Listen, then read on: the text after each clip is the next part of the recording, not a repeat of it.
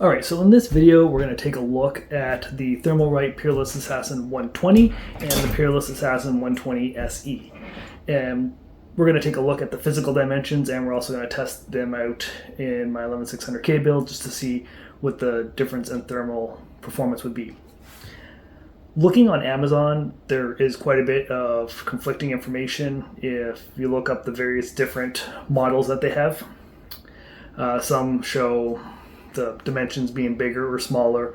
Even the thermal cooling capabilities differ depending on which one you click in. I just think they don't have the right information inserted in each one correctly. So here we're going to go over the actual dimensions, got the old trusty ruler out and looked at it.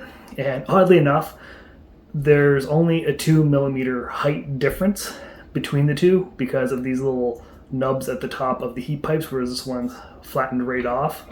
So because of that, this actually has 3 additional fins, but it's roughly the same height as this. So if you were thinking that you could get away going with this if you had a little bit more, like to give you a little bit more room with your case, it's not going to happen. You're going to end up with about the same headroom with closing the case side panel. But besides that, the way this works out, it is a 111 millimeters wide. It's 125 millimeters long, and it stands, in this case, this one should be 155 millimeters, and this one is 157 millimeters. So there are the only difference between the two, width and length exactly the same, height, this is 2 millimeters taller. On the flip side, if you look here, let's see if I can justify, it does have 4 extra fin stacks if you look at it from this position. However, the SE is slightly lower. These fin stacks are down a little bit lower than here. So you get a little bit more clearance by a couple of fin stacks when it comes to your RAM. So if you have extremely tall RAM and it might be possible brushing up against the fins, your best bet is to go with this one because you do have a little bit more clearance from there. And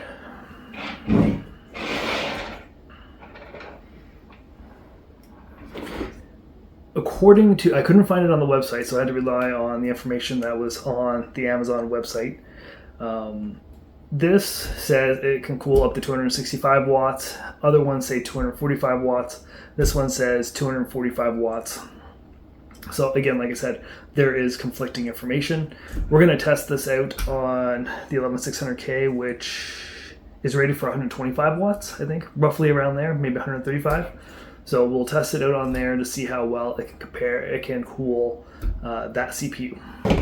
As well, these are both 6 heat pipe dual tower coolers. 2 towers. One thing I didn't look, I think the towers are the same, the fin stacks the same width. Let's see here. This is 40 millimeters. And this is 40, yeah. So the actual width of the fin stacks as well are the same. They're 40 millimeters wide each. So 40 millimeters wide, 6 heat pipes. So pretty much these are virtually the same, except for you do get a couple extra fins on here. It works out to be, this is 50 fins high, and this one is 53 fins. So there are 3 additional fins on here, which I find kind of surprising that this one is rated to be lower than this, considering it is got extra fins for additional cooling. All right, so let's go and see how they actually perform. And just for reference, this is what it looks like when it's installed. I actually like the look of this one, the gray and silver and dark gray. Looks really nice. Probably not for this build where there's a lot of white on the case, but for a darker build, it does look pretty good. And don't do what I did. Make sure you peel the plastic film off the bottom off. I didn't do that, and within seconds I was hitting like 100 degrees Celsius. And I was like, I know exactly what happened here. And yep, I forgot to pull the plastic film off. Here's a snapshot of the fan curve that Gigabyte has as a default, and it's going to go from 25% at 20 degrees and scale up to 100% at 65 degrees. This is the second 30-minute round of Cinebench testing, letting it run, and as you can see, the temperature is hitting around 69 degrees at the max, and currently, it's flopping around mid 60s, high 60s. So as you can see, the SE version is doing a fine job keeping the 11600 cool. So this is what the temperature looks like while it's idling. My phone really can't focus. It keeps going in and out of focus. It's saying that the core temperature is sitting at around 25 degrees and it keeps going up to around 25, 26 degrees. So the Peerless Assassin SE is keeping the 11600K at a decent temperature while it's just idling. So here we are getting slightly higher. Well, right now it's showing about the same. I did have a peak that's slightly higher than the SE model. As far as temperature goes, we're hitting around 66 degrees, which is a little bit lower than the SE, which peaked at around 69. So for the most part, these are virtually identical. We're getting a couple degrees difference, but not a huge amount that would make any significant impact to performance. So at a max performance on the 11600K, both do very well at keeping it cool. By the looks of it, it's going to probably boil down more to what your personal preference is as to what style and design of cooler you want. All right, well, here's the non-SE version. We have Cinebench running, and we're just going to stop it and see how long it takes to drop the temperature back down and see what it idles at. So we'll stop that. So we hit peak of 65, and here we go, and yeah, that dropped really quickly.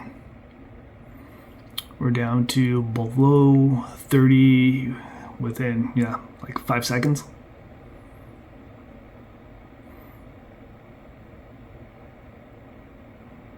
And idle, yeah, we're hovering just below 30 for idle. So we're going to test these CPU coolers on Halo, and right now we're a few games in, and this one is the SE version of the CPU cooler, and as you can see, we're hovering around the mid-50s, which is pretty decent temperature for the CPU to be at, considering we're getting close to 50% CPU utilization, so it is taxing the CPU quite a bit. You could get better performance by upping the fan curve. However, you're going to, sacrifice silence or quiet operation of the fan for better performance. Anyway, let's jump on and jump to it and see how the non-SE version handles it. Alright, here we are in the non-SE version, and it seems to be doing a slightly better job of keeping the CPU cooler. We're hitting around 51, 52, 53 degrees, which is a couple degrees lower than the 55 degrees that we saw on the SE model. But really, in the grand scheme of things, a couple degrees is not that big of a difference. They're virtually identical performance-wise, so it pretty much just boils down to what is your personal preference, because there are a lot of different variations of these models: RGB, non-RGB, silver, dark gray, all that. So it pretty much just boils down to your personal preference, and if the 2mm height difference will allow you to close your CPU case or not, or your PC case. Anyway, if you found this video helpful, please subscribe to the channel, like the video. Have any questions or comments, please leave them down below, and have a good one.